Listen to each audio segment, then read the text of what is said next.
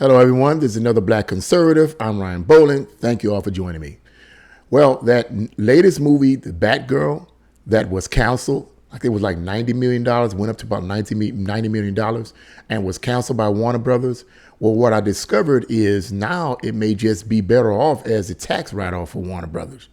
That's right. You heard it right. They said, well, you know what? We don't want to release it. We're going to go ahead and make it a tax write-off. Needless to say, there's a lot of ruckus about that. So listen, I'm going to read just a small portion of this article, and then I'm going to get into my commentary because I have something to say about that as well. But it seems like they just don't get it, but we'll get into that. The article starts off, Batgirl, the superhero movie that the public will never see, had such weak commercial prospects. Now mine is, he says weak commercial prospects. In other words, something that they predicted, but didn't, it wasn't released yet. But it had such weak commercial prospects, okay?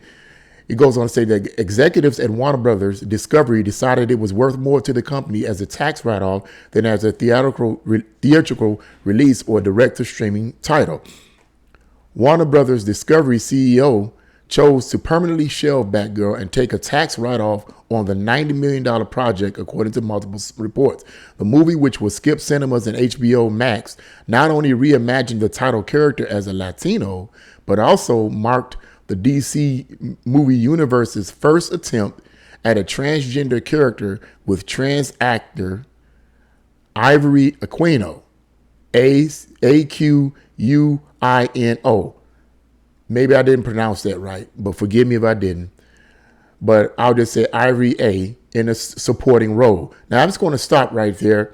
And you guys, I'm going to leave a link to the article in the description box below. And you guys can read the entire article on your own free time. But suffice to say, I said this earlier, but I just wanted to continue this.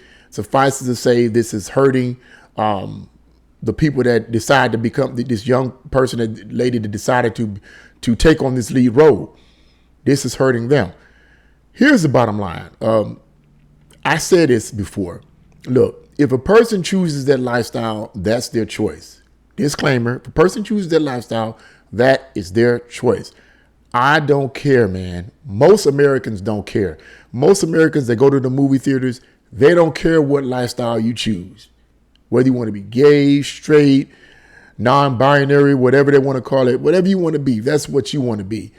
Okay, they don't care about that.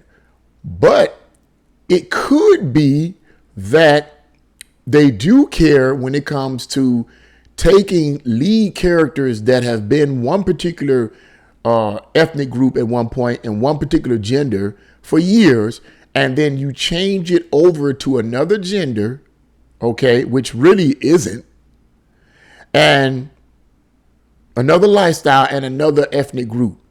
How do you think the people are going to respond to that, that's used to watching the main character or reading about the main character in a comic book or watching the main character in the movie? How do you think they're going to respond to that? As I said before, you can't make these people go see these movies. What disturbs me is these execs and these writers just don't seem to get it that, look, man, at the end of the day, it's all about the money. And if you're spending tens of millions of dollars on this movie, and then you decide that you want to flip the character all the way around, first you make it a Latino, which is nothing wrong with a Latino. I have no problem with Latinos. Most people, I'll be honest with you, most people don't have no problem with Latinos, but let's face it, people. The character, Batgirl, from what I understand, correct me in the comment box below, but from what I understand was white and had been white. So now you turn it to Latino, and then you make it the first transgender. Why would you do that? Why would you do that? You have all of these schools and so forth pushing transgenderism on the students. That's not a conspiracy theory. That's a fact. Pushing transgenderism on kids and so forth. You got drag queens and drag queen hours, all this kind of stuff going on in our community, and you decide that you want to be woke, and so you decide to not only make the main character a Latino, but switch over to Latino, but you also decide to make it the first transgender. What do they think they're doing? Do they think they're being revolutionary? That makes no sense. Now, let me end it on this note. It does somewhat make sense to some extent, and that is this.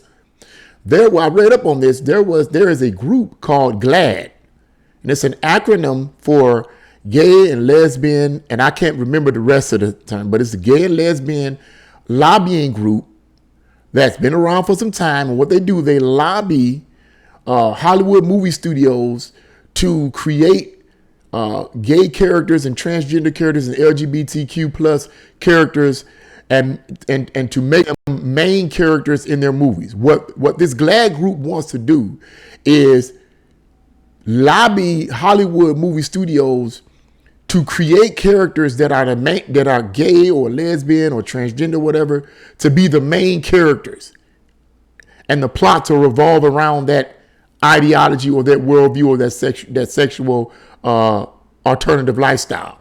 That's what they literally want, and I read it on their website. Okay, and they say that they want I think it was like in 2020, they wanted like 30% of the characters to be in the mainstream Hollywood movies to be gay. And then by 2024, they want 50% of the movies to have gay leads. Not gays on the side as a sub character, but gay leads. So clearly their lobbying is effective because a lot of Hollywood studios are giving into it.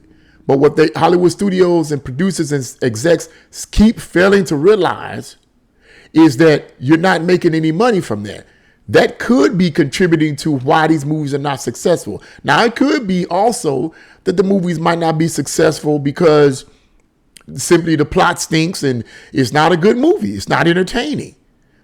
Now, if you have an entertaining movie, it might override the whole idea of you trying to make the main character a gay character and a transgender. I think the movie, the series, Chucky series, I think the main character is gay. But from what I understand, a few times that I watched it in its first season, and I didn't find out he was gay until afterwards. And that kind of, I'm like, oh, well, that kind of messed me up right there.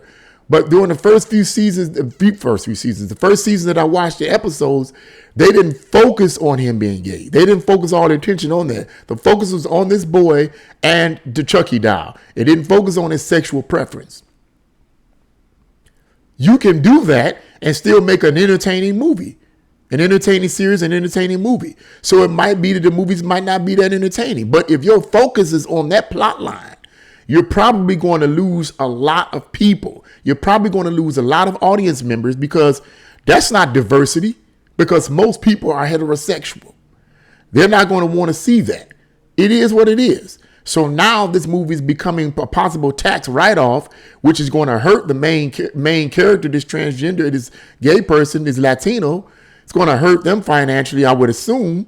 And now they're sad about this because the movie may never be released. Now you didn't waste the money. So now I want it to be a tax write-off. Stop making these kind of movies, man.